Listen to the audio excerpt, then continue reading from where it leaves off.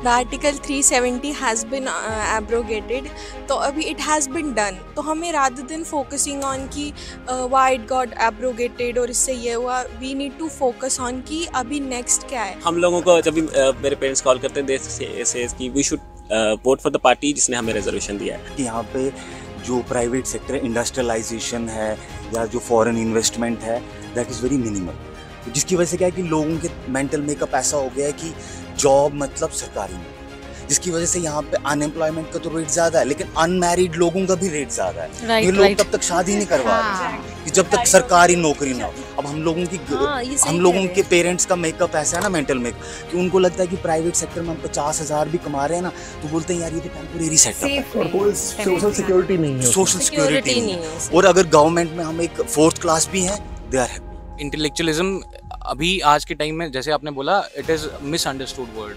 वो तो हमने बहुत सारा थियरीज पढ़ ली और हमने उसको जनरल लाइफ में अप्लाई करके लोगों को समझाने शुरू हो गए। उसका मतलब इंटेलेक्चुअलिज्म नहीं बोलूँगा मैं। इंटेलेक्चुअल होता है जो सच मायने में सोसाइटी का भला चाहता है। जम्मू यूनिवर्सिटी में आप बैठ के ये बात नहीं करोगे क्योंकि इमीडिएटली एक ज़्यादा बड़ा इशू, क्योंकि वो इशू आपकी आइडेंटिटी से जुड़ा है। और जब हम जम्मू एंड कश्मीर मिलते हैं, भले ही वो जम्मू कश्मीर लगो, तो उसके पीछे का जो माइंड होता है ना, जो लोग रेटरी चला रहे होते हैं उनको पता है ये हम जम्मू कश्मीर बोल रहे हैं, सुनने वाला इसको हिंदू मुस्लिम सुन रहा है। बोला तो जाता है कि इलेक्शंस हैं, पार्टिसिपेशन है, वो सही है कि यूथ को पार्टिसिपेट करना चाहिए, वहाँ से ही वो सीखेंगे कि क्या गलत है क्या सही है। बट जहाँ हम बात करेंगे कि वुमेन रिजर्वेशन की, तो वो हमारे कॉन्स्टिट्यूशन में तो है बट उतनी इम्प्लीमेंटेशन ऑन ग्राउंड नहीं है।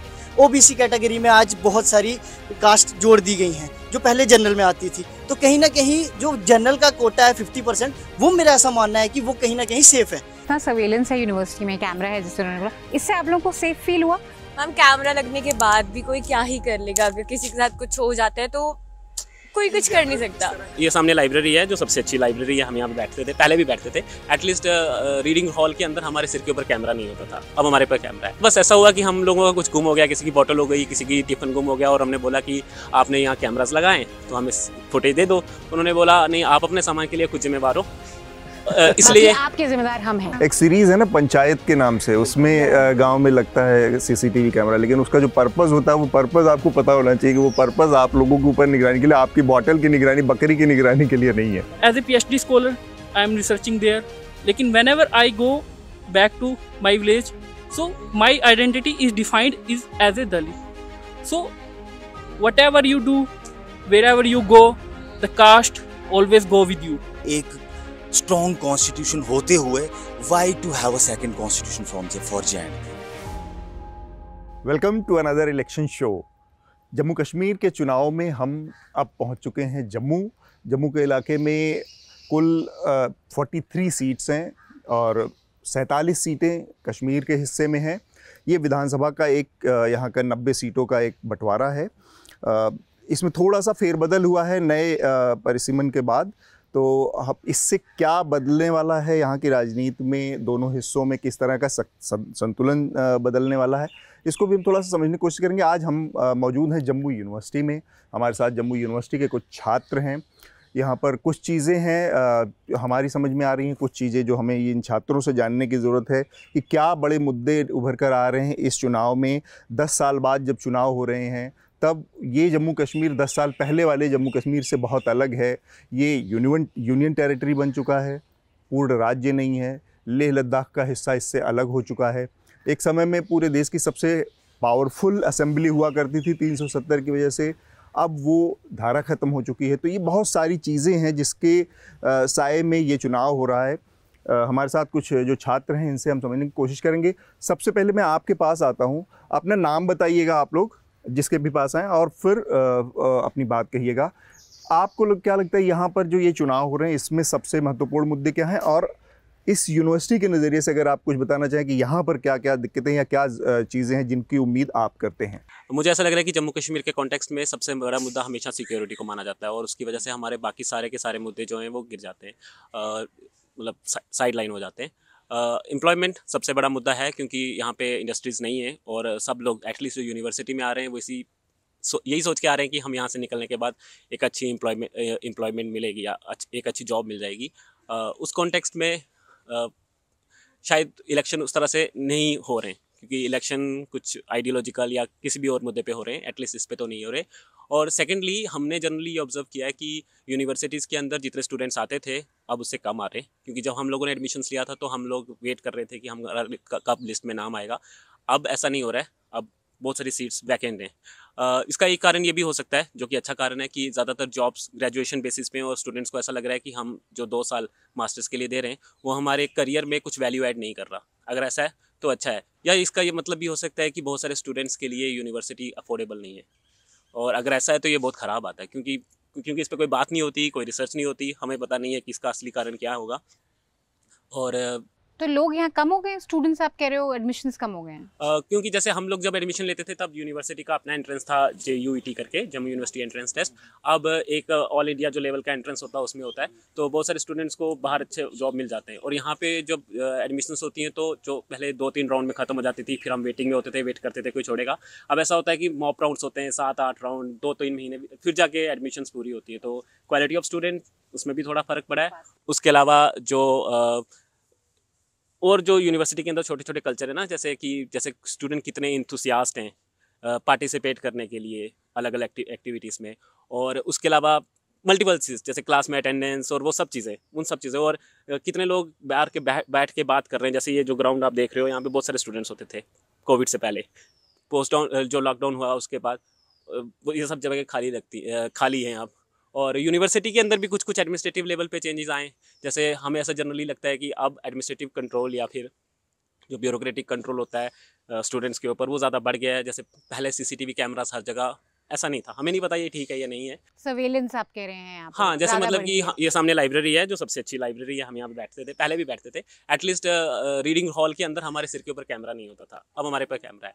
प्रॉब्लम ये नहीं है कि वो कैमरा है, प्रॉब्लम ये है कि उसकी एक स्क्रीन, निगरानी बहुत ज़्यादा हो रही है। हाँ, उसकी एक बहुत बड़ी स्क्रीन लाइब्रेरियन के ऑफिस में या कहीं भी लगी है, जो लाइब्रेरी का हेड है, और वो हमेशा उसको देख रहा है कौन पढ़ रहा है। मतलब व्हाट इज द लॉजिक? तो आपके Not किसी very nice. As a student किसी भी आपके कंडक्ट को एंटी कुछ यहाँ पे डिसिप्लिन के दायरे में लाया जा ऐसा सकता तो है? कुछ आपको नहीं ये होता, डर है? बस ऐसा हुआ कि हम लोगों का कुछ गुम हो गया, किसी की बोतल हो गई, किसी की टिफिन गुम हो गया, और हमने बोला कि आपने यहाँ कैमरास लगाए तो हमें फुटेज दे दो। तो उन्होंने बोला नहीं, आप अपने सामान के लिए खुद जिम्मेवार हो, बाकी इसलिए आपके जिम्मेदार हम हैं। इसलिए हमने ये जो है आपको फुटेज नहीं देंगे, क्योंकि ये हम नहीं कर सकते। तो फिर हमें लगा कि अगर कैमरा हमारी सिक्योरिटी के लिए है तो इसका मतलब जो हमारा सामान है उसकी भी सिक्योरिटी होगी, लेकिन उनका व्यू पॉइंट अलग है। मुझे पता नहीं ये नॉर्मल है या नहीं, एटलीस्ट इलीगल तो नहीं है, क्योंकि जो लोग हमारे जुडिशरी में उनसे समझ आया कि लीगल तो नहीं है, बट हम तो एम्प्लॉय तो नहीं है, हम लोग स्टूडेंट्स हैं, तो हमें क्यों देखा जाता है समझ And नहीं I आता। think this is a series time है where ना? you want to be free, you want to be relaxed. हाँ, तो एग्जैक्टली। इतना एक सीरीज है ना पंचायत के नाम से, उसमें गांव में लगता है CCTV कैमरा, लेकिन उसका जो पर्पस होता है वो पर्पस आपको पता होना चाहिए कि वो पर्पस आप लोगों के ऊपर निगरानी के लिए, आपकी बॉटल की निगरानी, बकरी की निगरानी के लिए नहीं है।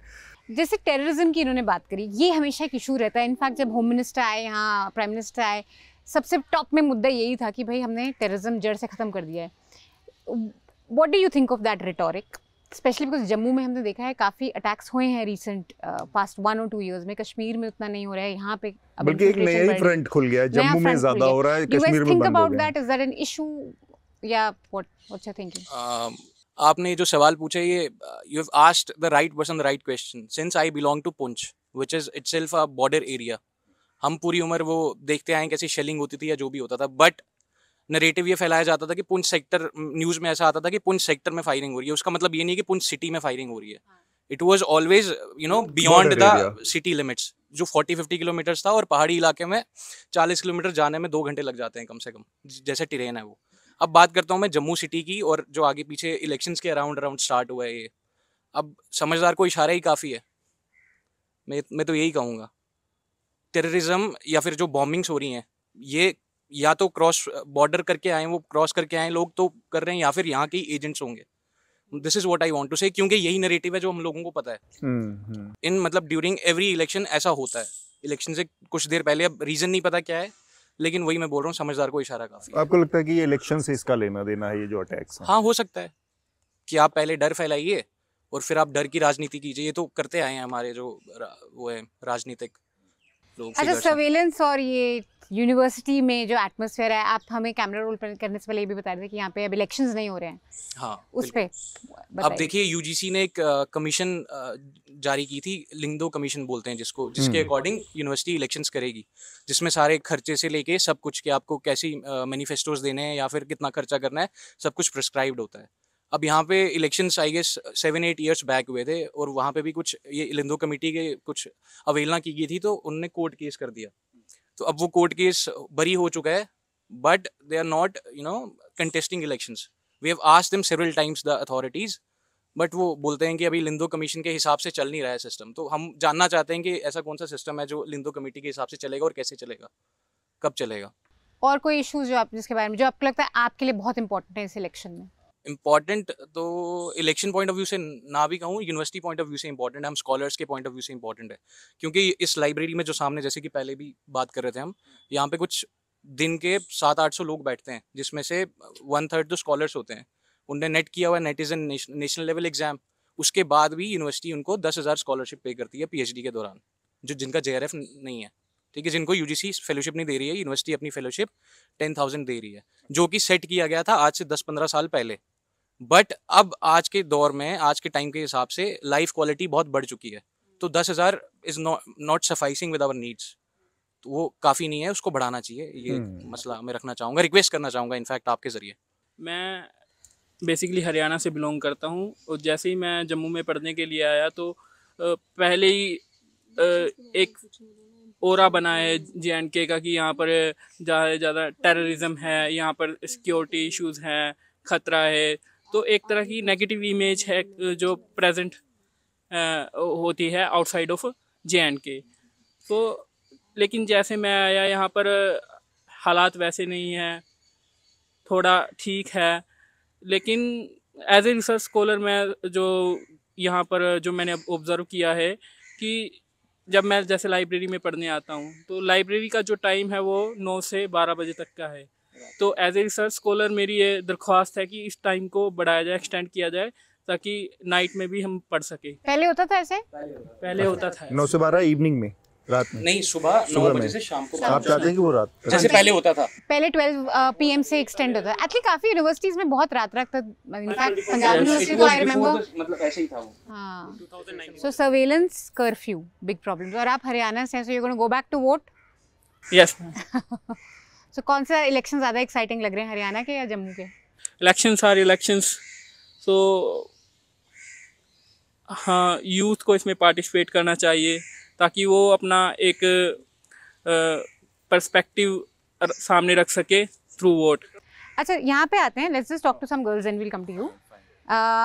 आप लोग जम्मू से हैं यहाँ पे? अच्छा, सो क्या इश्यूज आपके लिए इम्पोर्टेंट हैं इलेक्शन में as a young student, and specially अगर आप विमेन के हिसाब से कुछ बोलना चाहें कि विमेन के लिए क्या बड़े इश्यूज हैं आपके लिए इस इलेक्शन में? आई वुड थिंक सबसे पहले तो एजुकेशन। बोलते हैं, आई डोंट नो कितना सच है, because I have never been on ground level इस चीज़ में, कि सभी को एजुकेशन, स्पेशली गर्ल्स को एजुकेशन मिल रही है। बट अभी भी काफ़ी फैमिलीज़ हैं जो हेजिटेट करती है अपनी गर्ल चाइल्ड को स्कूल भेजने में, यूनिवर्सिटी भेजने में, कॉलेज भेजने में। सो आई थिंक वो एक चीज़ है। एंड वुमेन सिक्योरिटी, हर जगह पे we are not even safe, हमारी स्कूल में, यूनिवर्सिटी में, वर्क प्लेस में भी नहीं। सो ये दो। तो इतना सर्वेलेंस, एक चीज़ मैं आप लोगों से पूछना चाहती हूँ, इतना सर्वेलेंस है यूनिवर्सिटी में, कैमरा है जिससे उन्होंने बोला, इससे आप लोगों को सेफ फील हुआ कि कोई इससे शायद आपको ज़्यादा डरने की ज़रूरत नहीं है, आप रात को निकल सकते हैं आराम से या जो भी है? मैम, हर जगह पर तो यूनिवर्सिटी में भी कैमरास नहीं लगे हैं। अगर हम बात करें लाइब्रेरी में लगे, तो अगर हम अपने डिपार्टमेंट की बात कर लें तो हर जगह तो कैमरास नहीं लगे हुए हैं। ये नहीं कह सकते कि हर जगह कैमरास लगे हैं। यूनिवर्सिटी बहुत बड़ी है, एक डिपार्टमेंट के अंदर कुछ रूम्स ऐसे भी होते हैं जो काफ़ी क्लोज रूम्स होते हैं, तो वो इनसिक्योरिटी तो रहती है कैमरास के बाद भी। मैम, कैमरा लगने के बाद भी कोई क्या ही कर लेगा, अगर किसी के साथ कुछ हो जाता है तो कोई कुछ कर नहीं सकता। किस तरह का यहाँ पे एटमॉस्फेयर है आप लोगों को, मतलब वुमेन सिक्योरिटी के लिहाज से कैंपस के आसपास? हमें यहाँ पे आए सिर्फ अभी 1 मंथ हुआ है, तो मैं इतना कुछ नहीं बता सकती, और ना ही चलो टचवुड ना कुछ हमें ऐसा गलत दिखा अभी तक। इतना है, सिक्योरिटी है, टीचर्स काफ़ी कंफर्टेबल हैं, काफ़ी अच्छा है जितना भी है, काफ़ी उन्होंने सिक्योरिटी गार्ड्स भी रखे हुए हैं हर डिपार्टमेंट के बाहर भी। आप जम्मू से ही? हाँ, मैं जम्मू से हूँ। और आपके लिए क्या इश्यूज हैं, बड़े इश्यूज इलेक्शन में? Are you gonna vote this time? या मेरा अभी वोटर कार्ड नहीं बना बिकॉज़ मैं रिसेंटली 18 की हुई हूँ, तो अच्छा, बन ओके, सो जाएगा। आपका तो vote maybe next time ही होगा, अब तो थोड़ा exactly. लेट हो गया। तो आप बताइए विमेन के पॉइंट ऑफ व्यू से या वैसे भी जम्मू में इलेक्शंस में क्या बड़े इश्यूज हैं आपके हिसाब से? यस मैम, मैं कहना चाहूँगी कि इट्स अ गुड थिंग कि फाइनली इलेक्शंस कंडक्ट हो रहे हैं हमारे यूटी में, बट समहाउ बोला तो जाता है कि इलेक्शंस हैं, पार्टिसिपेशन है, वो सही है कि यूथ को पार्टिसिपेट करना चाहिए, वहाँ से ही वो सीखेंगे कि क्या गलत है क्या सही है। बट जहाँ हम बात करेंगे कि वुमेन रिजर्वेशन की, तो वो हमारे कॉन्स्टिट्यूशन में तो है, बट उतनी इम्प्लीमेंटेशन ऑन ग्राउंड नहीं है। रिप्रेजेंटेटिव्स कैंडिडेट्स वुमेन्स की बहुत कम है। तो मैं चाहूँगी कि जो भी पार्टीज़ चाहती हैं कि उनकी अच्छे से रिप्रेजेंटेशन हो इस यूटी में, तो उनको डेफिनेटली अपनी वुमेन कैंडिडेट्स को भी मौका देना चाहिए कि वो भी उनकी पार्टीज़ को रिप्रेजेंट कर सकें और वो भी ग्राउंड लेवल की जो रियलिटीज़ हैं उनको समझ सकें, स्पेशली कि वुमेन्स को क्या कहाँ हर्डल्स हैं उनकी ग्रोथ में, उनकी एम्पावरमेंट में, ताकि एक जो वुमेन सेक्शन है वो भी अच्छे से फ्लरिश करे, ग्रोथ की तरफ जाए, प्रोग्रेस करे उनकी अपनी लाइफ्स में। एक चीज़ मैं जानना चाहती थी आप सबसे इसके बाद कि अभी हम कश्मीर से आ रहे हैं, कश्मीर यूनिवर्सिटी से, तो वहाँ स्टेटहुड एक बहुत बड़ा मुद्दा है, एब्रोगेशन एक बहुत इमोशनल इशू है कि क्यों हुआ एब्रोगेशन हमसे बिना पूछे, और स्टेटहुड नहीं है हमारे पास, ये उनकी एक फीलिंग है। क्या जम्मू में भी आप लोगों को ये एक इशू है आपके लिए कि स्टेटहुड चाहिए, या एब्रोगेशन के बारे में आप लोगों का क्या ख्याल है, अच्छा हुआ बुरा हुआ कैसा हुआ? मैम स्टेटहुड एक बार ये फिर मैं आप लोगों के पास आती हूँ। नहीं, वो तो सही बात है कि जो एक फैसिलिटीज़ या एक प्रोग्रेस यूटी में नहीं होगी वो स्टेटहुड में होगी, वो डेफिनेटली एक इशू है। बट हमारा बेसिकली मुद्दा प्रोग्रेस है, वो फिर किसी भी फॉर्म में हो। प्रोग्रेस को आप कैसे डिफाइन करती हैं? Progress in everything, employment, development, more safety towards womens and child. You were saying? My point is कि the article 370 has been abrogated, तो अभी it has been done, तो हमें rather than focusing on कि why it got abrogated और इससे ये हुआ, we need to focus on कि अभी next क्या है, we are moving towards progress। इसके मतलब negative impacts कम है as compared to positive impacts, and काफ़ी ज़्यादा positive impacts देखने मिले personally in J&K, क्योंकि जैसे ही abrogation हुई, development ये अगर पहले होती तो आज के टाइम पे जो जम्मू में अभी डेवलपमेंट हो रही है वो बहुत पहले हो चुकी होती। क्या डेवलपमेंट आपको नजर आई specially in terms of infrastructure started to develop, ये जो मतलब रोड्स वगैरह बन रहे हैं या कुछ भी है, अब मतलब स्टूडेंट्स को और अपॉर्चुनिटीज़ वगैरह मिल रही है, बाहर से लोग आ रहे हैं और ज़्यादा ये सब चीज़ें हो रही है, तो फ्लरिश ही हो रही है चीज़ें। तो अभी ये है कि people are so much involving कि क्यों हुआ, नहीं होना चाहिए था, हमको वापस चाहिए, तो आपको वो चीज़ को मतलब साइड में रख के अभी ये सोचना चाहिए वी आर प्रोग्रेसिंग। हाँ, look at the positive side, वो चीज़ है। और दूसरी बात इलेक्शंस की ये है कि जैसे स्माइली मैम ने बोला कि रिप्रेजेंटेशन कॉन्स्टिट्यूशनली है, लेकिन एक्चुअल में ऑन ग्राउंड लेवल कितनी रिप्रेजेंटेशन मिलती है वुमेन को, वी ऑल नो। अब ये पॉइंट है, जैसे अगर हम पंचायती लेवल पे भी देखें, वहाँ पे भी वुमेन को एज ए रखा तो जाता है कि वुमेन मतलब हेड हैं या कुछ भी है, बट बैकग्राउंड अगर हम देखें तो मतलब मेन प्रधान जी कोई और है, उनके हस्बैंड है, मेजॉरिटी इम्पोर्टेंट बात ये भी है कि जैसे इन्होंने कहा कि सरपंच इलेक्शंस में जब अभी लास्ट ईयर अवार्ड्स मिले हैं तो 2 पंचायतें ऐसी थी जिनकी हेड सरपंच वुमेन थी। तो मैं हमेशा भरोसा करती हूँ कि अगर कोई भी एक यूनिट का हेड एक वुमेन है तो वो चीज़ डेफिनेटली प्रोग्रेस करेगी, और वो करती है, वो बहुत डिसिप्लिन वे में आगे फ्लरिश करती है। तो मैं चाहूँगी कि women representation, women candidates maximum से मैक्सिमम हो, ताकि उनके सेक्शन को भी सुना जाए, उनके वॉइस को भी हर्ट किया। आपकी फेवरेट वुमेन पॉलिटिकल लीडर कौन है मैम? जिनको आप देखते हैं कि I think we don't have that such a strong personality leaders all over India, not पुराना necessarily नहीं अभी Jammu। कर सकते अगर अभी कोई नहीं दिख रहा हो तो then I will say Sushma Swaraj. Okay, अगर आप स्टेटहुड एब्रोगेशन के बारे में श्योर, तो स्टेटहुड पे एक्चुअली हमारा जो स्टेट है वो नॉट ऐसा स्ट्रेटेजिक लोकेशन पे है, तो यहाँ पे जैसे इनमें से किसी भाई साहब ने कहा था कि सिक्योरिटी जो है वो मेन इशू रहता है यहाँ पे। ठीक है, स्टेटहुड आएगा तो ज़्यादा हमारा रिप्रेजेंटेशन और ज़्यादा मैसिव स्केल पे रहेगा आगे, लेकिन अगर स्टेटहुड की को छोड़ के अगर 370 के एब्रोगेशन की बात करें तो वो जैसा मैम ने भी कहा, तो वो कहीं ना कहीं उसके कुछ प्रोज भी हैं और कुछ कॉन्स भी है, लेकिन ज़्यादा साइड पे देखें तो प्रोज ज़्यादा है। प्रोज क्या हैं और कॉन्स क्या हैं आप? कौन सी है जल्दी मैम, थोड़ा एक्चुअली क्या ना कि कौन सी हैं कि लोगों के दिमाग पे एक मेंटल मेकअप ऐसा हो गया था लोगों का कि वी आर स्पेशल, लेकिन टेक्निकली वो स्पेशल नहीं थे। जैसे आप एब्रोगेशन के बाद देखो कि एक बेसिक राइट रहता है ग्रास रूट डेमोक्रेटिक सेटअप में कि पंचायत के 73rd और 74th अमेंडमेंट जो है वो यहाँ पे लागू ही नहीं थी। तो जब तक वो नहीं थी तो ग्रास रूट डेमोक्रेटिक सेटअप की बात कहाँ से होगी। कॉन्स्टिट्यूशनलाइजेशन ऑफ पंचायत जो है वो तभी पॉसिबल हो पाया जब आर्टिकल का एब्रोगेशन हुआ, एक चीज़। और दूसरी चीज़ ये है कि आर्टिकल की एब्रोगेशन के बाद और जब सेंट्रली, सिंस हम लोग सब जानते हैं कि यूटीज मतलब सेंट्रली एडमिनिस्ट्रेट, राइट, मतलब यूटी यूनियन टेरिटरी, तो उसके बाद क्या हुआ कि बीच में जो मिडिल मैन था उसका रोल कम हो गया, जिसकी वजह से डेवलपमेंट जो है वो काफ़ी मैसिव स्केल पे हुआ है। वो खाली रोड इंफ्रास्ट्रक्चर की बात करें, फ्लाईओवर्स की बात करें, एजुकेशनल अगर सेटअप में देखें तो वहाँ पे भी IIMs बने हैं, IIT बना है, सेंट्रल यूनिवर्सिटी बनी है। और पूरे हिंदुस्तान में अगर आप चेक करेंगे, गूगल करेंगे, तो इतनी कम आबादी पे इतने प्रीमियर इंस्टीट्यूट्स आपको नहीं मिलेंगे। तो जो एक हमारे लिए बहुत कॉन्स क्या है? कॉन्स, वही मैं आपको कॉन्स बेसिकली क्या है कि this is something which is Emotional. Implicitly there in the minds of people कि वी आर स्पेशल। नहीं, एक चीज मुझे समझ नहीं आती कि why to have two flags, why to have two constitutions if we have already one. और जो हमारे सारे जिसमें जो बाबा साहिब ने मिलके सारे जिसमें सारे सेक्शंस थे और पूरी कॉन्स्टिट्यूशंस को का इम्पोर्टेंट पॉइंट्स लेके जो बनी है, वैसी एक स्ट्रॉन्ग कॉन्स्टिट्यूशन होते हुए why to have a second constitution from for J&K, ये चीज़ है। और बाकी अगर इसके पर 370 तो उसी का हिस्सा था जो बाबा साहब ने बनाया है, अलग बट से इट तो वाज अ नहीं है। Temporary setup which became with the passage of time which became permanent।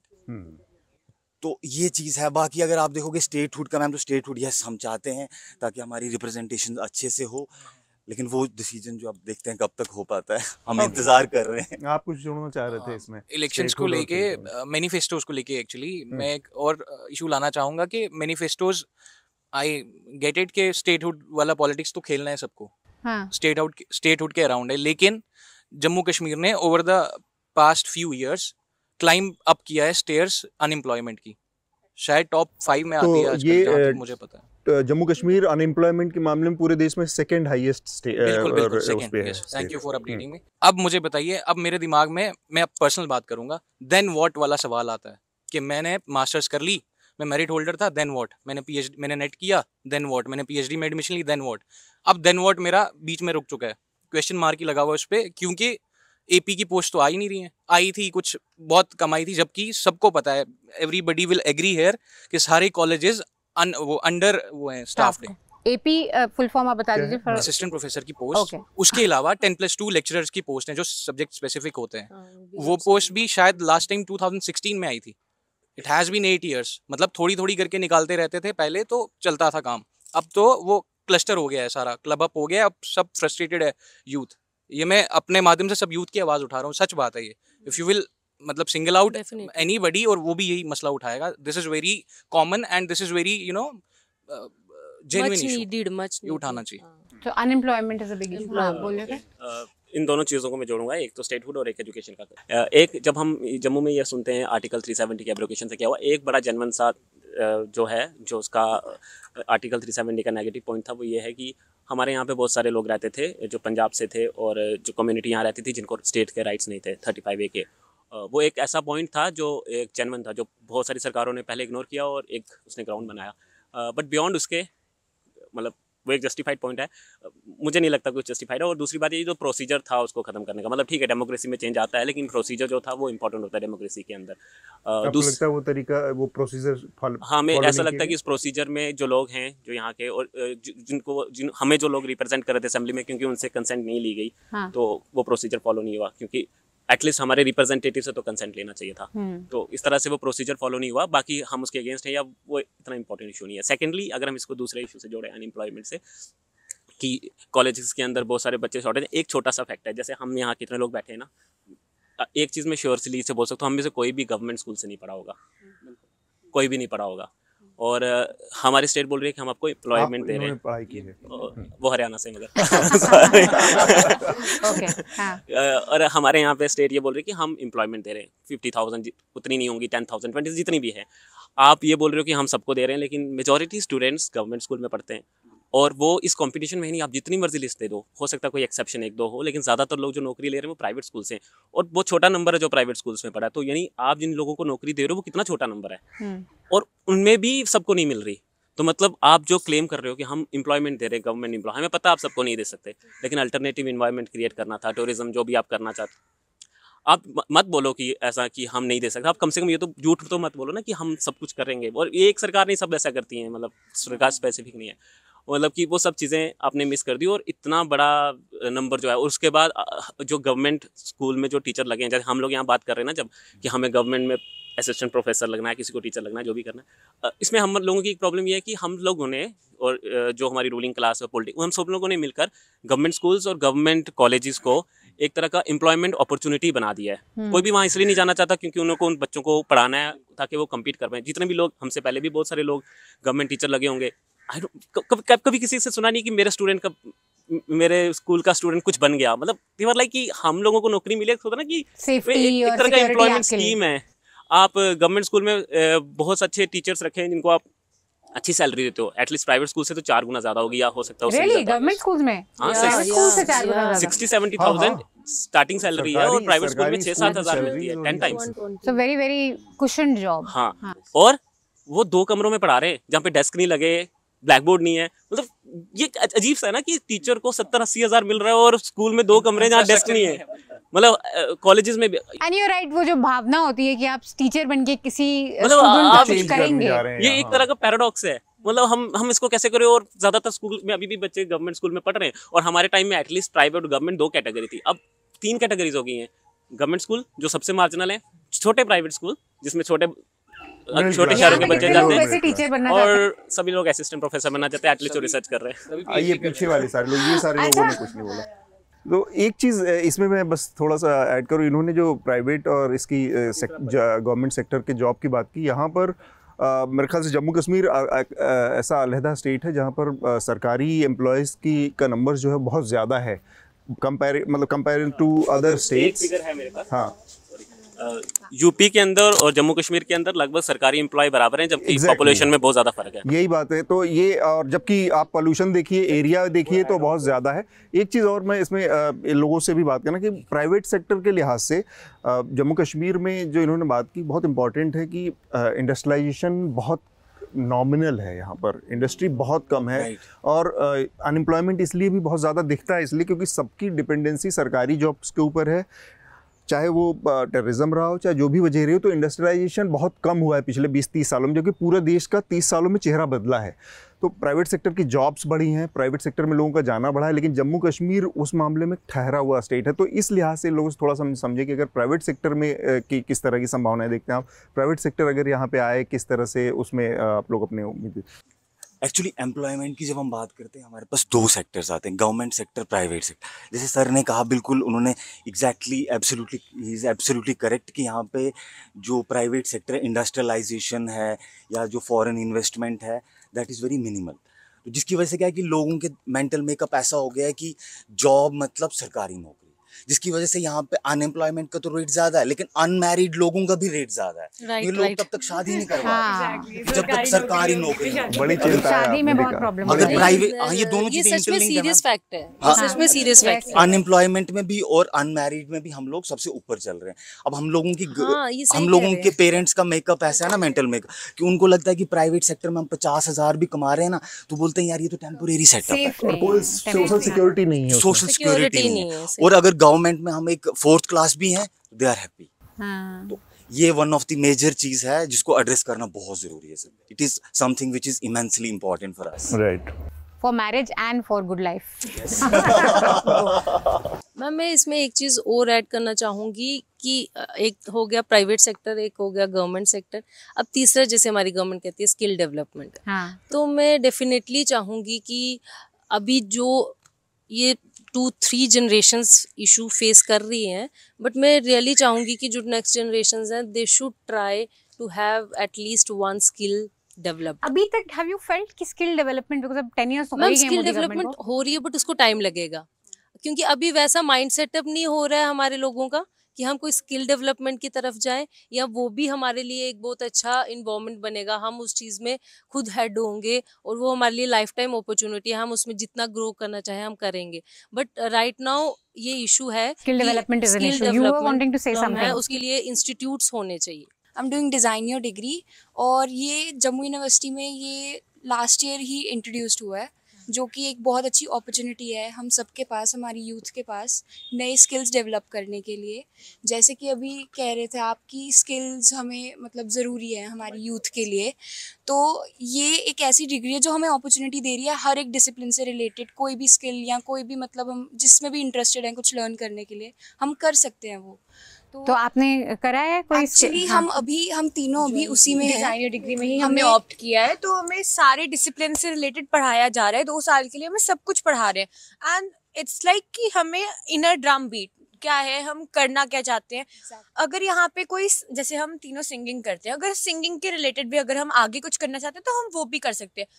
Painting है, बहुत सारी कुछ भी, अगर कोई साइंस की रिलेटेड जानना चाहता है तो अभी हमें रिसेंटली डाइवर्सिटी के बारे में पढ़ा रहे हैं, प्लांट्स की रिसर्च के बारे में पढ़ा रहे हैं, तो हमें वो सब कुछ पढ़ा रहे हैं कि हमने 2 साल सब कुछ पढ़ना है, उसके बाद 2 साल की आपको वो डिग्री मिलेगी कि जिस चीज़ में आप स्पेसिफिकेशन करना चाहते हो।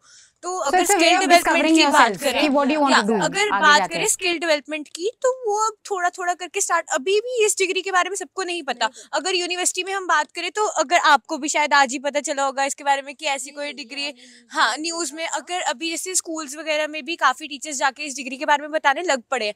तो जब मैंने भी एडमिशन ली थी ना, तो मुझे भी 1 हफ्ता ऐसे ही डाउट था कि मैं किस चीज़ में एडमिशन ले रही हूँ। न्यूज़पेपर्स वगैरह में आया, फिर इसके बारे में उन्होंने यहाँ पर हमें बताया, काफ़ी काउंसलिंग सेशंस हुए हमारे, तो फिर हमें इसके बारे में पता लगा। तो अब हमें 1 मंथ हो गया, तो स्टिल हमारी क्लास में कुछ ऐसे बच्चे होंगे जो अभी भी कंफ्यूज होंगे कि हमने जिस चीज में लिया है या ठीक है कि 4 साल के बाद क्या होगा। Exactly. तो अभी भी कुछ बच्चे कंफ्यूज होंगे कि 1 साल के बाद हम ड्रॉप ले लें या छोड़ दें, तो वो चीज तो है, बट स्टिल जो स्किल डेवलपमेंट वाला है वो स्टार्ट हो रहा है थोड़ा। इसी में मैं एक चीज़ ऐड करना चाहूँगा। स्किल डेवलपमेंट तो ओके, मैं मानता हूँ कि रोज़गार नहीं दे पा रही है दूसरी तरह से गवर्नमेंट, तो स्किल डेवलप करवा के हम खुद के लिए आत्मनिर्भर जिसको बोलते हैं हो सकते हैं, जो कीवर्ड है किसी बड़े पॉलिटिशियन का। उसके बाद आई वंडर किसका वेरी शॉकिंग। देन मैं बात करता हूँ, क्योंकि I don't want to take name of anybody, मैं बात कर रहा हूँ डोमेन नॉलेज की। क्या स्किल इतना ज़्यादा डेवलप कर लेना चाहिए कि डोमेन नॉलेज खत्म कर दें? This is a question for the government जो स्किल डेवलपमेंट का कोर्स चला रहे हैं। स्किल डेवलपमेंट के खिलाफ नहीं है हम, मैं बोल रहा हूँ, लेकिन डोमेन नॉलेज तो बिल्कुल उसका नाम ही नहीं लिया जा रहा है। Universities are the source of knowledge, university को बोलते हैं जहाँ से नॉलेज उत्पन्न होती है, लेकिन डोमेन नॉलेज ही नहीं होगी तो फिर इंटेलेक्चुअलिज्म कहाँ जाएगी? मतलब intellectualism is an interesting topic. What do you think? तो, Because जैसे बहुत सारा आप लोगों ने देखा होगा पिछले 8-10 सालों में कई सारी यूनिवर्सिटीज़ केवल इसी वजह से निशाने पर रही हैं, जामिया, JNU, तो हम लोग इंटेलेक्चुअल ज़्यादा हो गए वहाँ पर। और इंटेलेक्चुअल एक बैड वर्ड बन गया है, so especially because we have PhD scholars, what do you guys think about this narrative?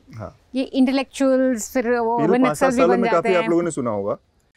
Intellectualism अभी आज के टाइम में, जैसे आपने बोला, इट इज़ मिसअंडरस्टूड वर्ड। वो तो हमने बहुत सारा थियरीज पढ़ ली और हमने उसको जनरल लाइफ में अप्लाई करके लोगों को समझाने शुरू हो गए। उसका मतलब इंटेलेक्चुअलिज्म नहीं बोलूँगा मैं। इंटेलेक्चुअल होता है जो सच मायने में सोसाइटी का भला चाहता है। मेरे हिसाब से इंटेलेक्चुअल आदमी वो होता है। बड़ी फनी सी चीज़ है ये कि जैसे सरकार जब बोलती है ना स्किल डेवलपमेंट, तो 2 चीज़ें। एक ये कि जब स्किल डेवलपमेंट हुआ, जैसे बहुत सारे बच्चे पहले मेडिकल एजुकेशन में नहीं जाते थे, तो बहुत सारे लोगों को उन्होंने नर्सिंग कराई, तो जो जिस बेचारे नर्सिंग करने के बाद जिसको 30,000 मिलता था, इतने सारे सप्लाई में लोग आ गए कि उनको अब 4-5 हज़ार में काम करना पड़ रहा है। तो स्किल डेवलपमेंट का ये मीनिंग हो सकता है मेरे अकॉर्डिंग। एक दूसरा चीज़ ये है कि पिछले जितनी भी जॉब्स आई है ना, उसमें सरकार ने क्या किया कि एक पैराडाइम सेट किया कि सारी की सारी जॉब्स ऑब्जेक्टिव पेपर से मिलेंगी। जैसे कि असिस्टेंट प्रोफेसर की जॉब ऑब्जेक्टिव पेपर दे के मिल रही है, सब जॉब्स ऑब्जेक्ट, और बच्चे निकल रहे हैं, यूनिवर्सिटी में नहीं आ रहे, हमने पहले भी बोला था। और जम्मू में बहुत सारी लाइब्रेरीज हैं, मतलब जिनको लाइब्रेरीज बोलते हैं, जो एक्चुअली में रीडिंग हॉल्स हैं, जिसमें वो बैठ के ऑब्जेक्टिव्स याद कर रहे हो। वो 2 साल सिर्फ याद कर रहे हो ऑब्जेक्टिव्स, और पता नहीं कि वैसे स्टूपिड सा एक्ट है, 2 साल लगाओ, याद करो और उसके बाद करो। मतलब ये क्या है? अगर आपको सच में स्किल डेवलपमेंट करना था, आपने ये बेसिक प्रीमिसेस क्यों नहीं किया? जो जिस अपने आप एक होता है ना, एक सिस्टम, आप इन्वायरमेंट क्रिएट कर दो। बच्चे 12th से निकल रहे हैं, पढ़ रहे हैं, वो मतलब एक बेसिक चीज़ें सीख रहे हैं, उसके बाद जॉब के नाम पे वो 5-5, 6-6 साल एक बंद कमरे में बैठ के बैठे हुए हैं। मतलब जैसे वो दिल्ली में क्या है जगह जहाँ पे बहुत सारे आईएएस, वो हर ओल्ड जगह राजेंद्र नगर, है। हाँ, जहाँ वो पे अभी यूनिवर्सिटी के आसपास भी केस है, भी वो हुआ। यहाँ वो हर जगह है। मतलब आपने पूरे देश में ये क्या ये और जो आपका स्किल डेवलपमेंट का प्लान है वो जस्ट पैराडॉक्स ही है। एक्चुअली जो हम लोग बात कर रहे हैं स्किल डेवलपमेंट पे, मैं इतिहास का स्टूडेंट हूँ तो मेरी फितरत है कि मैं थोड़ा बैकग्राउंड में जाना हाँ। अब एक्चुअली जो ये सेल्फ रिलायंस की बात या हम आत्मनिर्भरता की बात है, जो ये गांधी जी ने शुरू करी थी जब वो चरखा चलाते थे। इट मीन्स के आत्मनिर्भरता हाँ। एंड सेल्फ रिलायंस, और राइट, ब्रिटिश रूल जो स्वदेशी मूवमेंट से शुरू हो जाता है। अब इसका एक पूरा जेनेसिस, अगर हम इसके if we dig deeply into it, तो इसका एक पूरा जेनेसिस है। तो उसके बाद आता है हमारे लिए इसमें से अच्छी चीज़ ये है काव करने वाली कि एक सीक्वेंस है इवेंट्स का जो बीच में रुक चुकी थी। अब ये हुआ है कि पिछले कुछ समय में अब इसको एक इंस्टीट्यूशनलाइज कर दिया गया है, स्किल डेवलपमेंट मिनिस्ट्री बना दी गई है। लूप होल्स हैं, कमियां हैं, still a lot is to be done, but on a positive note it's a positive और स्टेप। चेंज तो वैसे ही आएगी ना, अगर हम थोड़ा फिर थोड़ा कुछ कर उन्हीं करके। चीज़ों पे स्टिक रहेंगे, स्टैटिक रहेंगे तो चेंज नहीं आएगी। बाकी वो तो सही है कि हर कोई चाहता है कि हमारी एक जॉब हो, सिक्योरिटी हो, फिक्स्ड हो, बट मैं इस फेवर में भी हूँ कि हमें आज के टाइम में एक स्किल ज़रूर अपना डेवलप करना चाहिए, जिससे आधार पर हमें लगता है कि हम अपनी लाइफ में बहुत अच्छी स्टेबिलिटी अचीव कर सकते हैं। इट्स जस्ट नॉट कि हमें जॉब हो, एग्जैक्टली और वो बात है कि उसमें गवर्नमेंट को अभी बहुत कुछ करने की ज़रूरत है, इंस्टीट्यूशंस चाहिए। इसमें एक और चीज ऐड करता हूँ मैम, गवर्नमेंट तो अपनी तरफ से कर रही है कि, लेकिन हम अपने आप से पूछना पड़ेगा, are we ready for it. हम आपको इसके उदाहरण के तौर पे गवर्नमेंट कर रही है, बट अभी हमारे पास फिलहाल मैम आपको मैं उदाहरण देता हूँ। पता क्या, मैं भद्रवाह से बिलोंग करता हूँ, डिस्ट्रिक्ट डोडा। सबसे ज्यादा मिलिटेंसी का कोई अफेक्टेड रीजन है ना, वो डिस्ट्रिक्ट डोडा है। क्यों? क्योंकि वहाँ पे डेमोग्राफिक ऐसा है कि इफेक्ट बहुत ज्यादा पड़ा है। वहाँ पे आप देखोगे इसी के रिलेटेड हमारे वहाँ पे लेवेंडर का इंट्रोडक्शन किया, लेवेंडर जो फूल, और वो क्या है कि एक वो कैश क्रॉप है basically. Lavender is a cash crop. और वहाँ पे लोग क्या कर रहे हैं कि जिन गाँव में लेवेंडर इंट्रोड्यूस हुआ है वो लोग काफी अर्न भी कर रहे हैं, हाँ, लेकिन बाकी गाँव वाले रेडी नहीं है उसको कल्टीवेट करने के लिए। तो हमें भी खुद रेडी होना पड़ेगा। That's my point. But skill development is slightly different than that. Although it is you- different, मतलब- certainly it is हाँ. different, but Because you're introducing it at a very college. College, हाँ।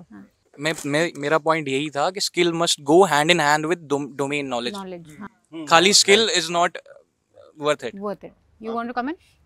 मैं यही बोलना चाहती हूँ कि स्किल डेवलपमेंट अभी आज के टाइम पे लोगों को समझ आ गया कि we need to do skill development, क्योंकि ऑप्शंस क्या है कि एक टाइम था बस करियर ऑप्शंस, लोग सोचते थे कि या इंजीनियर बन लो, डॉक्टर बनो, या गवर्नमेंट जॉब का प्रिपेयर करो। और आज के टाइम पे वो है कि कंपटीशन, क्योंकि पॉपुलेशन भी बढ़ गई है तो रेशो काफ़ी कम है गवर्नमेंट जॉब्स में।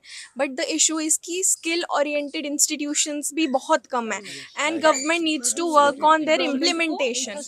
अब पॉवर्टी है, उसके रिलेटेड वो बहुत सी स्कीम्स लाते हैं, but there is a lack of implementation. And जब तक इम्प्लीमेंटेशन पे काम नहीं करोगे, आप 1000 स्कीम्स भी ले आओ, it is not going to work out. So ये इशू पे है कि गवर्नमेंट को करना चाहिए। पेपर्स पे चीज़ें हैं बट इम्प्लीमेंटेशन पे Ground पे आपको नजर जो नहीं आ रहा। हमारे हेड हाई लेवल अथॉरिटीज़ हैं, they are doing functioning effectively but they are not getting in implementation on the ground, which is much needed to be क्या कहते हैं उसको, फोकस्ड। तो हम यहाँ पूछ रहे हैं, इलेक्शंस का माहौल है, इलेक्शंस चल रहे हैं, what are the important issues for you as a young person इस इलेक्शन में? देखिए ऐसा है, यहाँ पर देखा जाए जम्मू कश्मीर में जो इलेक्शंस ये फर्स्ट टाइम हो रहे हैं। हाँ, 10 साल में असेंबली की जो यूटी ऑफ जम्मू कश्मीर के इलेक्शंस फर्स्ट टाइम हो रहे हैं, तो एक हिस्टोरिक इलेक्शंस हैं ये। तो इश्यूज़ तो डेवलपमेंट जो चीज़ें हो रही हैं उन पे हमें बात करनी चाहिए। जैसे बहुत सारी डेवलपमेंट हो रही हैं, बहुत सारे चेंजेस आज जम्मू कश्मीर में। एक चेंज जो आपको लगता है बहुत ज़रूरी है आपकी लाइफ में जिसका इम्पैक्ट आया है? सबसे ज़्यादा चेंज जो है मेरी लाइफ में तो नहीं, मैं एज ए स्टूडेंट अगर बात करूँ हाँ। तो एक बहुत बड़ा चेंज जो है वो एक पीस जो कश्मीर को लेकर के आई है JNK में, वो एक बहुत बड़ी पीस आई है। एक टाइम था जब हम लोग कश्मीर में अगर हमारा कोई एग्ज़ाम सेंटर बनता था तो हम डरते थे कहीं ना कहीं कश्मीर जाने से। हम जाते नहीं थे वहाँ पर कि कितने दिन बाद वापस आएंगे, कितने दिन वहाँ फंस जाएंगे, क्या माहौल होगा। आज ऐसा टाइम आ गया है कि हम विद इन अ डे अपना काम ख़त्म करके 5 घंटे में वहाँ से वापस आ सकते हैं। इतने अच्छे रोड्स बन चुके हैं, इतने अच्छे इंफ्रास्ट्रक्चर बन चुके हैं, आज टनल्स ऐसी बन चुकी हैं कि हम लोग विद इन अ डे अपने काम वहाँ से करके वापस आ सकते हैं। तो एक sense of peace and security आप लोगों को फील हो रहा है? जैसे आप जम्मू कश्मीर के इशू को इस तरह से समझते हैं, मुझे लग रहा है कि मतलब समझ गए ना, बड़ी रिस्ट्रिक्टिव अंडरस्टैंडिंग है, क्योंकि जो इश्यूज़ हैं जम्मू कश्मीर का एक कॉम्प्लेक्स इशू है जो बड़ी जनरेशन से चला आ रहा है। और ये एक पार्टली इंटरनल पार्टली एक्सटर्नल है क्योंकि पाकिस्तान इन्वॉल्व है। तो आप एक्सटर्नल जो इश्यूज़ होते हैं उसके अंदर एक इंटरमीडिएट फैक्ट डाल सकते हो, जैसे होता है ना कि आप इम्पैक्ट डालोगे जो फिजिकली पॉसिबल है, लेकिन जो लोगों की आइडेंटिटी से और वो सब चीज़ें से जुड़ा मुद्दा होता है कि लोग खुद को कैसे आइडेंटिफाई करते हैं, नेशनैलिटी के साथ कैसे आइडेंटिफाई करते हैं। वी आर होपफुल कि वो सब चेंज होगा, लेकिन ये 5-10 साल में सब ठीक हो जाएगा कि हाँ कुछ ऐसे पीरियड्स आते हैं कि जब सब ठीक लगता है। तो वो एक ऐसा इशू है जिसके लिए हमें ऐसे लंबा सोचना पड़ेगा, वो जनरेशनल चेंजेस है क्योंकि आइडेंटिटी एक ऐसा इशू है, वो एक लॉन्ग टर्म एक चीज मैं जानना चाहती थी, यहाँ पे जम्मू वर्सेस कश्मीर ऐसी सेंटिमेंट होता है यूनिवर्सिटी में स्टूडेंट्स, यूनिवर्सिटी में या कि ये कश्मीर से हैं और हम जम्मू से हैं, या लाइक, और इसमें अब तो angle of course Hindu Muslim type भी आ गया है। Do you feel that sense around you? Factually 1965 में university of Jammu and Kashmir थी, शायद उससे पहले मुझे एग्जैक्ट शायद डेट ना बताओ, जम्मू एंड कश्मीर थी। तो ये फैक्टर था, इसलिए 2 यूनिवर्सिटीज़ बन गई, जो अपने आप में ख़राब बात है क्योंकि इस यूनिवर्सिटी में सिर्फ एक डिपार्टमेंट में शायद 1 या 2 सीट्स रिजर्व होती हैं मास्टर्स की, जो कश्मीर के स्टूडेंट्स को मिलती हैं, और कश्मीर में भी 1-2 सीट्स होती हैं जो जम्मू के स्टूडेंट्स को मिलती हैं। तो यूनिवर्सिटीज़ में ये सिर्फ नहीं है कि स्टूडेंट्स वहाँ जाना चाहते हैं, यूनिवर्सिटी का स्ट्रक्चर ऐसा है कि आप जा भी नहीं सकते। अगर आप कश्मीर में एडमिशन लेना भी चाहो तो क्यों, हालांकि जैसे बहुत सारे जो रजौरी, पूंछ और ये सब एरियाज है, क्योंकि अब रोड कनेक्टिविटी है तो श्रीनगर और जम्मू बराबर पड़ते हैं बहुत सारे ऐसे, लेकिन आप फिर भी नहीं जा सकते। और ये वाला हाँ, रिसर्च में आप जा सकते हो, लेकिन वो एक नेचुरल वो नहीं है। दूसरा कि हाँ ये इशू है, और दूसरी बात है कि पॉलिटिक्स इस तरह से है क्योंकि आगे उसके पीछे बुन गई पॉलिटिकल पार्टी, अभी भी आप देखोगे तो बहुत सारे आपको ऐसे स्लोगन्स मिल जाएंगे, तो वो चीज़ वैसे दिखती है। और दोनों लोग जम्मू में और कश्मीर में दोनों लोग बोलते हैं कि वो दूसरे वाले ज़्यादा फायदा उठा रहे, तो जो रेशनली पॉसिबल दोनों में से कोई एक ही ठीक हो सकता है। यही सवाल जो अभी चल रहा था उस पर आप बताएं, जम्मू और कश्मीर के बीच में जो बंटवारा है उसके। As far as the jobs and employment and everything that is formal, जो कि एक स्ट्रक्चर हायरार्की में होती है, वो चीज़ें जब उनकी बात होती है तब तो ये आता है कि जम्मू वालों को कम मिल रहा है, 70% कश्मीरी लेके जा रहे हैं, 30% जम्मू वाले लेके जा रहे हैं। ये तो नैरेटिव बहुत पुराना है जॉब्स में। ऐसे अदरवाइज हमारे साथ जो कश्मीरी भाई रहते हैं यहाँ पे, we live in the same hostel, तो एज सच पर्सनल डिफरेंसेस नहीं है।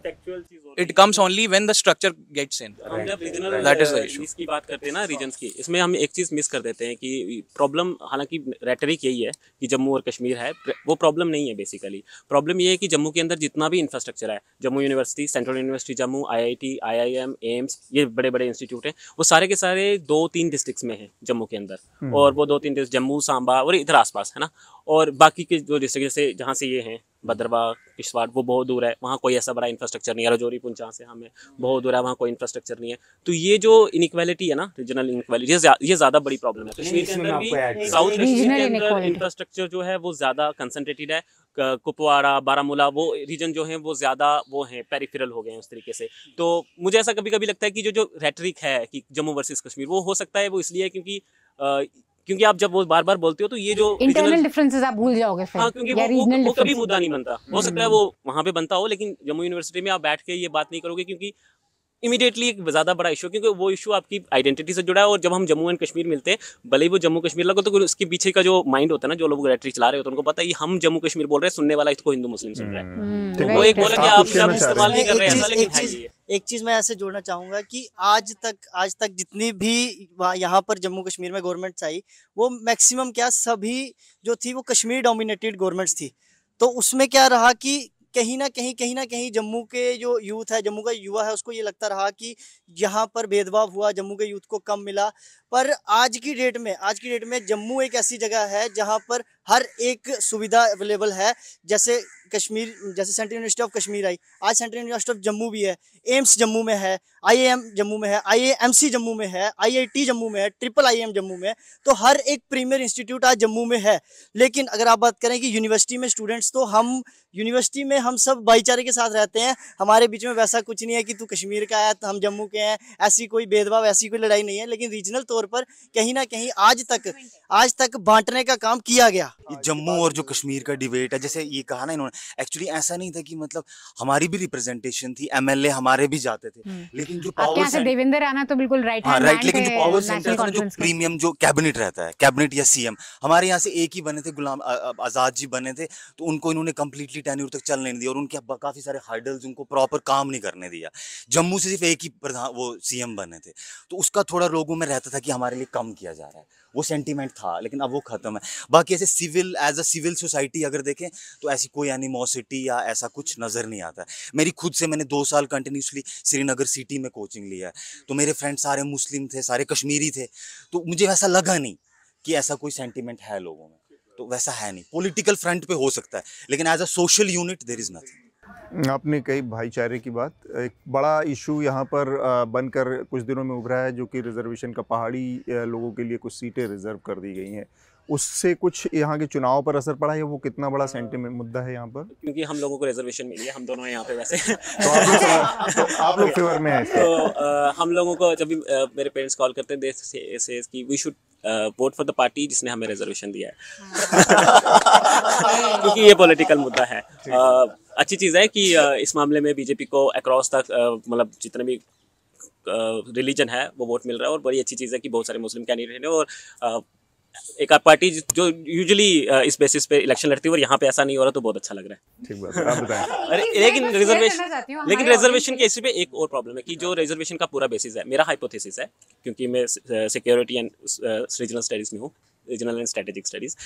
मेरा ये हाइपोथेसिस है कि जो रिजर्वेशन का बेसिस है वो रिजर्वेशन का बेसिस पॉलिटिकल, क्योंकि मैं नहीं मान सकता कि कोई पॉलिटिकल पार्टी इतना छोटा सोच सकती है कि वोट लेने के लिए हम किसी को रिजर्वेशन दें। क्योंकि जो मेरा एनालिसिस है वो ये है कि क्योंकि रिजर्वेशन रजौरी पुंछ के रीजन को मिला है, उसके अलावा नॉर्थ कश्मीर में कुछ रीजन को मिला है, कुपवाड़ा, पुरी, वहाँ पे मोस्टली पहाड़ी रहते थे, उसके अलावा साउथ कश्मीर में कुछ रीजन को मिला है। तो क्योंकि जनरली 1990s में जब कश्मीर में मिलिटेंसी हुई थी, तो ये चीज़ देखी जाती थी कि जो नेशनैलिटी होती है, जैसे कश्मीर मतलब नेशनैलिटी यानी लोकल लेवल की जो लोगों की फीलिंग होती है, जैसे कश्मीरी, वो एक रोल प्ले करता है। तो अगर आप कश्मीर के अंदर बहुत सारे लोग अपने आप को कुछ अदर आइडेंटिफाई करें अदर देन कश्मीरी, जैसे इससे पहले बहुत सारे लोग खुद को गुजर आइडेंटिफाई करते हैं या फिर पहाड़ी आइडेंटिफाई करें, तो वो सिक्योरिटी पर्सपेक्टिव से एक हेल्पफुल होगा स्टेट के लिए। That's very interesting, yeah, because you are creating another identity, a grouping. मुझे नहीं पता, बिकॉज इसको प्रूव करने के लिए ये हाइपोथेसिस है, जब कोई रिसर्च करेगा तो पता चलेगा। एक सेकंड चीज़ ये है कि जिन लोगों ने डिमांड किया था कि जैसे ऐसा नहीं है कि रिजर्वेशन पहले एग्जिस्ट नहीं करता था, रिजर्वेशन एग्जिस्ट करता था स्टेट के अंदर 4%, उसमें क्रीमी लेयर था। तो जब रिजर्वेशन कन्वर्ट हो गया, अब क्रीमी लेयर से एसटी मिला, अच्छी चीज़ ये हुई कि वो बाहर चला गया, मतलब आप बाहर वाले कॉलेजेस में भी अप्लाई कर सकते हो आप, जो स्टेट के नहीं है। और दूसरा ये कि इसमें क्रीमी लेयर हट गया। तो पहले बहुत सारे लोग जो कि टॉप पे बैठे थे, टॉप पोजीशन, क्योंकि हमारे यहाँ पे एलीट का मतलब है जो बहुत अच्छी गवर्नमेंट सर्विसेज करते हैं, जिनके पास पहले रिजर्वेशन नहीं थी। जैसे अब जो सबसे लेटेस्ट उसके बाद एक ही एग्जाम हुआ है जो नीट का एग्जाम हुआ है MBBS का, उसमें बहुत सारे स्टूडेंट्स जो सिलेक्ट हुए हैं वो उन लोगों के जो PSP पहला था ना, पहाड़ी रिजर्वेशन जो स्टेट में जिसमें क्रीमी लेयर का कॉन्सेप्ट, वो उसमें नहीं आ सकते थे, वो आ गए और they have celebrated it. क्योंकि उनके लिए one thing I just want to for our और दूसरा audience, ये I think कि एक चीज एक ऑडियंस के लिए क्लियर करते हैं, बिकॉज सब जो देख रहे हैं यहाँ से बाहर उनको शायद पता ना हो। सो पहाड़ी आइडेंटिटी इज बेसिकली जो लोग हिल्स में रहते हैं, दैट इज द थिंग, और वो लैंग्वेज बोलते हैं, पहाड़ी लैंग्वेज बोलते हैं अपार्ट फ्रॉम लैंग्वेज हाँ and region, language and region, geographical area, मतलब वैली इसमें नहीं आएगा, प्लेन्स इसमें नहीं आएगा ऑब्वियसली में है, और लैंग्वेज और मतलब एक लैंग्वेज जो एक पर्टिकुलर जियोग्राफिकल एरिया में बोली जाती है, जिसमें वो लोग भी आते हैं जो बहुत डाइवर्स हैं, यानी कि जो पहले से शेड्यूल्ड ट्राइब थे वो भी हैं, उसमें कुछ लोग वो भी हैं। लैंग्वेज इसका सबसे बड़ा आइडेंटिफायर है, लैंग्वेज आइडेंटिफायर है। नहीं, लेकिन कुछ लोग ऐसे भी हैं जो POK से, जैसे हम लोग बहुत से रेफ्यूजी जो POK से हैं जिनको हम बोलते हैं, जो और वो जम्मू रीजन में रहने, उनको रिजर्वेशन नहीं मिला, तो लैंग्वेज के बेसिस पे भी कुछ लोगों को बाहर निकाला गया। तो ऐसा कुछ नहीं है कि वो ज्योग्राफी प्लस लैंग्वेज, बस ये है कि जो स्टेट उसको जैसे प्रेजेंट कर रही है कि वो एक तरह का जो लोग पीछे रह गए हम उनको रिजर्वेशन दे रहे हैं ताकि वो आगे निकल जाएं, वो प्रॉब्लमेटिक है, क्योंकि आप एक तरह से जो पूरा आइडिया है रिजर्वेशन का, रिप्रेजेंटेशन देने का, उसको चैलेंज कर रहे हो, जो मतलब एक तरह की प्रोवर्टी। बिकॉज कश्मीर में एक्चुअली जब हम स्टूडेंट से मिले उनमें बहुत एंग्जाइटी है इसको लेके कि हम लोग जो मेजॉरिटी पॉपुलेशन है वो सिर्फ अब 30% में कम्पीट कर रही है। मैम मैं इसमें और बाकी रिजर्वेशन ऐड करना चाहूँगी, रिजर्वेशन जनरल सिर्फ रिसेंटली नहीं, जनरल जितनी भी रिजर्वेशन है, जैसे अभी लास्ट हाई कोर्ट की भी वर्डिक्ट आई थी कि रिजर्वेशंस अगर हैं बट उसमें जो क्रीमी लेयर है, रिजर्वेशंस में जो क्रीमी लेयर है, चाहे वो SC ST OBC कोई पहाड़ी कोई भी हो, उनको इस चीज़ का जो है फ़ायदा नहीं मिलना चाहिए। और मैं डेफिनेटली उसके साथ हूँ कि जब उनका 3 जनरेशन्स कॉन्टिन्यूसली किसी हायर पोजीशंस पे हैं, तो अब उनको रिजर्वेशन की क्या ज़रूरत है। अब वो उतने कैपेबल हो गए हैं कि वो अपनी और जनरेशन्स को उन चीज़ का फ़ायदा दे सकते हैं, उतनी उनमें अवेयरनेस हो गई है कि उनको एक प्लेटफॉर्म्स मिल गए हैं, और वो अब अपनी अगली जनरेशन्स को उन चीज़ों पे फाइनेंशियली भी सपोर्ट कर सकते हैं, एजुकेशनली भी, और एक माइंडसेट सेट उनको प्रोवाइड कर सकते हैं। अब उन सबको रिजर्वेशंस नहीं मिलनी चाहिए जो उनमें भी क्रीमी लेयर्स हैं, डेफिनेटली उनको मिले जिनको, जो फार फ्लंग है, जो बहुत बैकवर्ड है, जिनको अभी तक अवेयरनेस नहीं मिली है, कोई प्लेटफॉर्म नहीं मिला है, उनको मेन स्ट्रीम में लाने के लिए ज़रूरी होगा।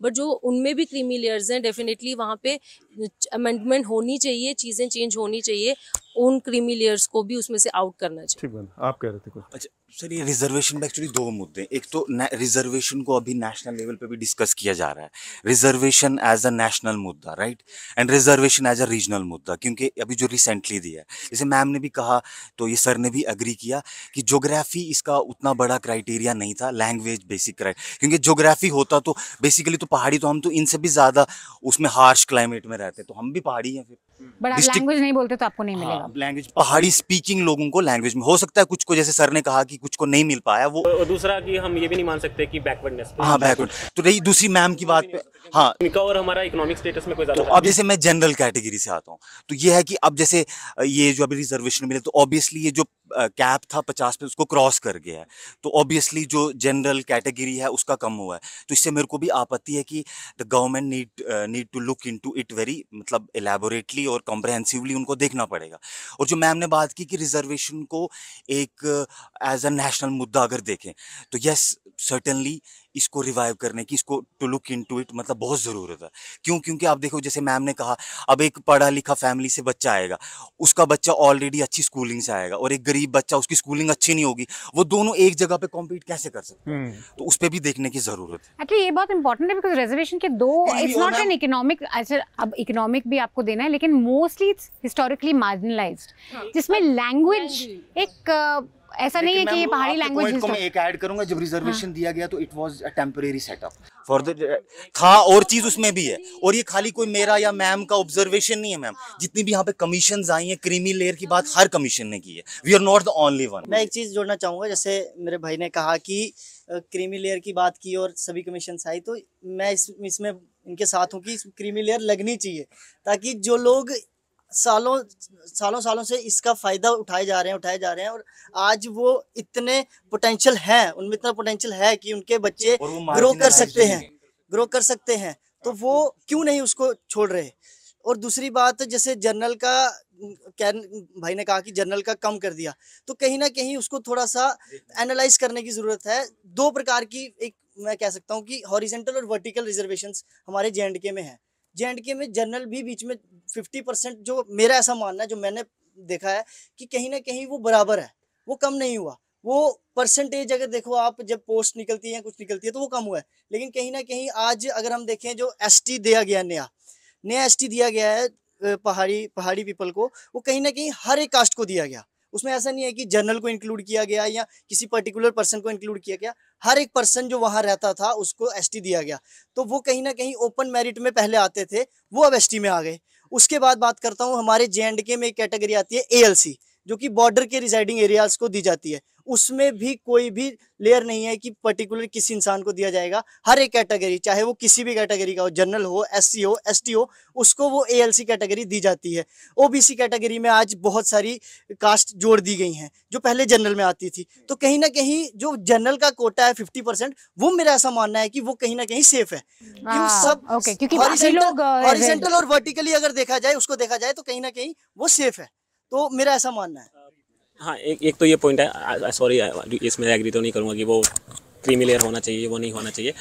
सेकेंडली यहाँ पे प्रॉब्लमेटिक कुछ चीज़ हो रहा है, जो लार्जर पर्सपेक्टिव में कास्ट के डिबेट के, कि यहाँ पे आपने जो रिजर्वेशंस दिए हैं, एक तो होती है ना, जैसे ALC है, जैसे हमारे पास भी पहले ALC थी बॉर्डर एरिया वाली, तो वो आप रीजन के बेस, जैसे आपने पहाड़ी दी, आपने ना सब लोगों को दी, जो अपर कास्ट थे उनको भी। अगर आप अपर कास्ट को ST में डाल रहे हो, तो जो एक लार्जर इंडिया के अंदर एक था ना कि आप कुछ लोगों को रिप्रेजेंटेशन दिए, इसको डिफीट कर रहा है। क्योंकि मतलब वो इकोनॉमिकली हो सकता है वीकर हो, लेकिन वो कास्ट हायरार्की में वीकर नहीं थे आप, ये और रिजर्वेशन इकोनॉमिक नहीं थी, तो आपने ये जो दिया रिजर्वेशन, ये आपने वो जो पूरा सिस्टम था रिजर्वेशन का, जो आइडिया, और से ये जो सब लोग क्वेश्चन उठा रहे हैं कि क्रीमी लेयर, ये क्वेश्चन और उठेगा ना, ये उसको और मैं सपोर्ट सर की बात पे मैं बड़ा ब्रीफ शॉर्ट में बोलना चाहूँ। एक्चुअली जो मेरा रिसर्च का विषय है ना, वो ट्राइब्स पे, मैं ट्राइब्स पे ही काम, एक्चुअली अब हमारे देश में सर आयरनी पता क्या है कि ट्राइबल कौन है सर, ये इतना एम्बिग डेफिनेशन है, कॉन्स्टिट्यूशनल की बात कर रहा हूँ। It is something which is region specific, did you get this point? अब एक लद्दाख का ले सिटी का एक बुद्धिस्ट है, इसको ट्राइब से क्या, वो तो हमारे मेन उसमें भी नहीं आ रहा है। यहाँ आप हिमाचल प्रदेश के जो अपर डिस्ट्रिक्ट्स है, चंबा, लाहौल स्पीति, यहाँ राजपूत को भी ट्राइबल स्टेटस है। तो ये कोई पहली दफा ऐसा नहीं हुआ कि किसी रीजन में सारा एज वो उठा के सबको दे दिया, क्योंकि this is something which is area specific, और ये जरूरत जो है ये कॉन्स्टिट्यूशन में ही जरूरत है। अब जिन लोगों ने मतलब इतनी बड़ी बड़ी अमेंडमेंट्स करी हैं कॉन्स्टिट्यूशन में, उनको देखना चाहिए था। आपको लगता है कि कॉन्स्टिट्यूशनल मतलब, क्योंकि सर मेरे ट्राइब्स पे काम है, तो ट्राइब्स का डेफिनेशन ही एक एम्बिग डेफिनेशन है। एक चीज़ बस मैं आप लोग से, चूंकि उसमें क्या ये थोड़ा सा क्लैरिटी के लिए बहुत ज़रूरी है, आप लोगों ने जो ये कहा ओबीसी के लिए ये बात लागू हो सकती है कि क्रीमी लेयर, क्योंकि ओबीसी बाय एंड लार्ज ऐसा तबका नहीं है कि जिसको अनटचेबिलिटी का सामना करना पड़ा हो, है ना। एसटी एससी का रिजर्वेशन एकदम डिफरेंट कॉन्सेप्ट है, तो उसको थोड़ा सा समझने की ज़रूरत है। 340 to 343 आर्टिकल्स, आप उसको थोड़ा सा समझेंगे तो आपको पता चलेगा कि उसका जो क्राइटेरिया है देने का, वो है, उसका ये क्राइटेरिया नहीं कि आपका स्टेटस उठाना है, उसका क्राइटेरिया ये है कि अनटचेबिलिटी इसकी बड़ी एक समस्या है, क्योंकि इनको इससे जूझना पड़ा, उसके लिए इनको रिजर्वेशन देना है। तो उसमें क्रीमी लेयर आता नहीं, क्योंकि तीन जनरेशन भी किसी दलित को अगर मिल गई, मान लीजिए रिजर्वेशन मिल, उसके घर में कोई आईएएस भी हो गया, लेकिन इस बात की आज भी गारंटी नहीं है कि कोई एक अपर क्लास आदमी उसके साथ उस तरह का भेदभाव नहीं करेगा, या उसके साथ अनटचेबिलिटी की समस्या ख़त्म होगी, क्योंकि वो हमारे यहाँ बाय बर्थ बाय कास्ट जुड़ी हुई है। तो इसलिए इस चीज़ को समझने की ज़रूरत है कि जो दलितों का रिजर्वेशन, एससी एसटी का रिजर्वेशन है, वो ओबीसी से एकदम डिफरेंट है ना। उसमें अनटचेबिलिटी मेन क्राइटेरिया है, उसका अपलिफ्टमेंट नहीं है ना। उनसे तो उनसे हम लेते इसलिए ये इसको नहीं सर, मेरा इसमें पॉइंट ऑफ व्यू पता क्या था सर, अब आप हर एक का पॉइंट ऑफ व्यू अपना रहता है, ऑब्वियसली हर एक वो है। तो उसमें सर मैं एक चीज़ ऐड करूंगा, फिर उन पे बस जाते हैं सर। इसमें ये कि मेरा ये कहना था कि मैं सर रिजर्वेशन तो ओके सर, क्योंकि आप देखो मैं इतिहास का स्टूडेंट हूँ, मुझे पूरा जेनेसिस पता है कि ये टर्मिनोलॉजी कहाँ से आई, दलित टर्मिनोलॉजी, शूद्र टाइम टर्मिनोलॉजी, मैं इसका पूरा बैकग्राउंड जानता हूँ। अब ये आपने बिल्कुल सही कहा कि उनको अपलिफ्ट करना है, social upliftment and economic upliftment, these are both different. सब चलो, इकोनॉमिक अपलिफ्टमेंट इसका criteria, let me complete sir. अब इसमें ऐसा ना सर कि मैंने आपको क्या उदाहरण दिया था, मैंने with in them he competition की बात की थी। कंपटीशन का जो कैप है 10% दो उनको, लेकिन कम से कम एक गरीब एससी और एक पढ़े लिखे एससी को हम कंपेयर, मेरा वो पॉइंट है। स्ट्रेच, हाँ, आप समझ रहे हो मेरा वो नहीं है कि रिजर्वेशन, मेरा ये है कि एक गरीब एससी जो अच्छी नहीं, मेरा बहुत लिमिटेड गवर्नमेंट स्कूल की लड़की से जो मैं बहुत लिमिटेड बात कह रहा था, जो आप क्रीमी लेयर की बात कर रहे थे उसकी बात कह रहा था मैं। देखिए, जो रिजर्वेशन का बेस है वो इकोनॉमिक नहीं है फर्स्ट ऑफ ऑल, तो it is a socially backward people जो उनको मिला है, क्योंकि उन्होंने वो चीज़ देखी है 2,500 साल से, ठीक है, उन्होंने वो सप्रेशन देखा है, ठीक है।